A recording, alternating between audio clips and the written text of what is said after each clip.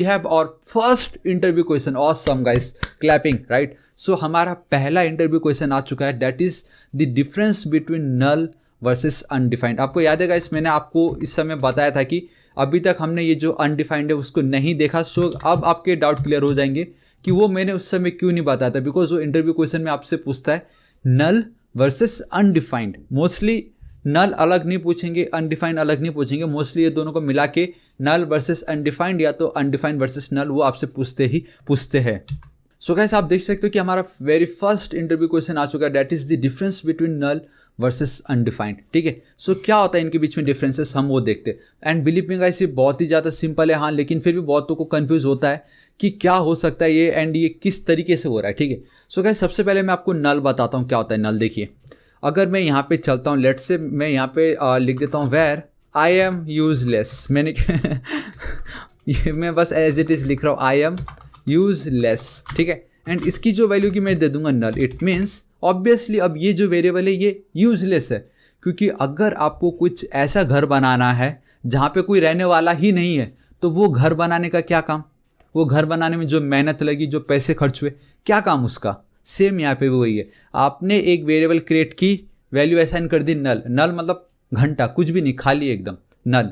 ठीक है, तो अब मैं यहाँ पे चलता हूँ, कंसोल डॉट लॉग करता हूँ एंड आई एम यूजलेस को मैं करता हूँ कॉपी, यहाँ पे मैं कर देता हूँ पेस्ट, कंट्रोल एस सेव करता हूँ, यहाँ पे मैं चलता हूँ CLS करता हूँ, एंटर हिट करता हूँ एंड बूम गाइस, नाउ अब आपको जो आउटपुट आ रहा है वो आपको आ रहा है नल। सो दिस इज योर नल। मतलब आपने कोई तो भी वेरिएबल को इस तरीके से डिफाइन की, हमने वेरिएबल डिफाइन किया, उसमें वैल्यू हमने क्या असाइन कर दी, नल, तो ये आपका नल कहलाता है। ठीक है, वहीं अब अगर मैं यहाँ पे चलता हूँ एंड अगेन मैं एक और वेरिएबल क्रिएट करता हूँ, सपोज स्टैंड बाय लिख देता हूँ, I am stand by, I and stand by मालूम है ना गाइस आपको क्या होता है। सपोज अगर आप क्रिकेट खेलने जा रहे हो, ठीक है, क्रिकेट खेलते कितने लोग हैं, 11 लोग खेलते हैं, लेकिन जब टीम बनती है तो मे बी 15 लोगों की बनती है या 21, बेसिकली 15 की ही बनती है, बाकी तो कोच वोच रहते। तो खेलने वाले जब 11 है तो 15 लोगों को क्यों सिलेक्ट करते हैं वो लोग, इसलिए सिलेक्ट करते ताकि उन 11 में अगर कोई इंजर्ड हो गया या किसी को कुछ हो गया तो वो जो बाकी के स्टैंड बाई है, बाकी के रिमेनिंग 4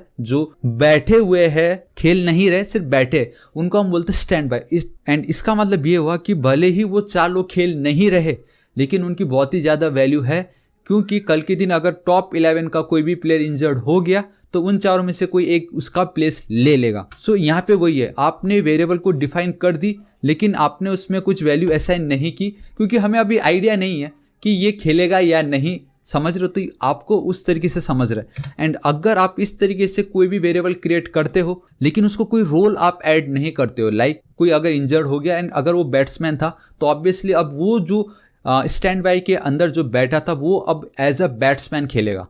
ठीक है, यहाँ पे भी सेम वही है, हमने वेरिएबल डिक्लेयर कर दिया है, लेकिन अभी हमें आइडिया नहीं है कि आगे जाके हम इसमें क्या इंटीजर ऐड करेंगे, I mean numbers value add करेंगे या स्ट्रिंग ऐड करेंगे या ट्रू या फॉल्स में ऐड करने वाला हूँ, हमें आइडिया नहीं है।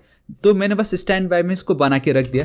तो जब आप इस तरीके से कोई भी वेरिएबल क्रिएट करते हो जिसको आप कोई वैल्यू असाइन नहीं कर रहे, देन आपका वो कहलाता है अनडिफाइंड।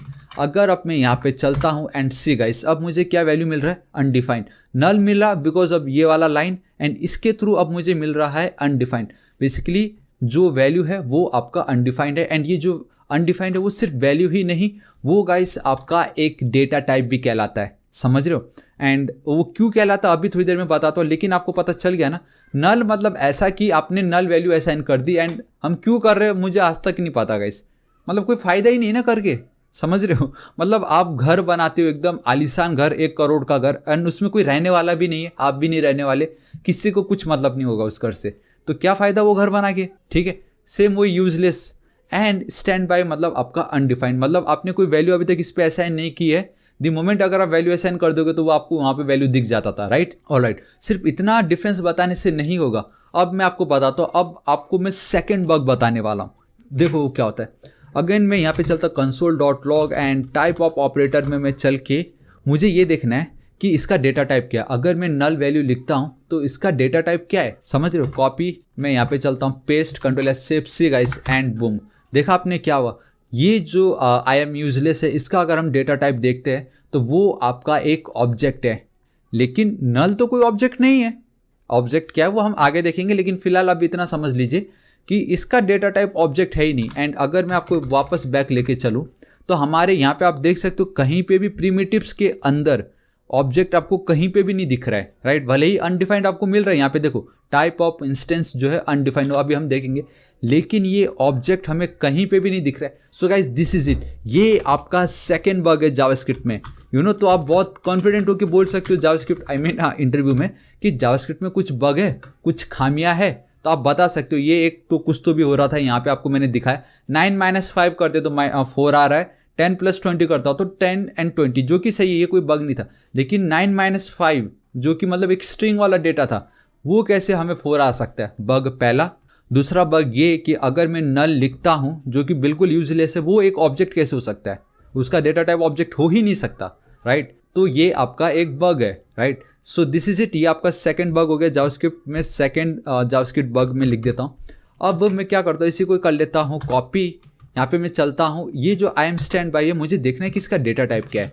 मैं यहाँ पे चलता एंटर हिट करता हूँ एंड सी गाइस, इसकी जो वैल्यू होगी ऑब्वियसली अनडिफाइंड, बिकॉज अभी तक मैंने इसकी वैल्यू को डिफाइंड ही नहीं किया है, ये स्टैंड बाई है ना इसलिए। लेकिन इसका अगर हम डेटा टाइप चेक करना चाहे तो वो आपका अनडिफाइंड कहलाता है। इट मीन्स कि ऐसे वेरिएबल जिसकी वैल्यू आपने डिफाइन ना की हो वो ऑब्वियसली आपको अनडिफाइंड आएगा उसके वेरिएबल को, अगर आप कंसोल करना चाहते हो। एंड अगर डेटा टाइप अगर आप चेक करना चाहते हो तो वो आपका अनडिफाइंड कहलाता है। So this is it guys, हमने अनडिफाइंड देख ली, हमने बूलियन देख ली, हमने नंबर देख ली, हमने स्ट्रिंग देख लिया, ये तो हम आगे देखेंगे, आप बिल्कुल टेंशन मत लीजिए। लेकिन पहला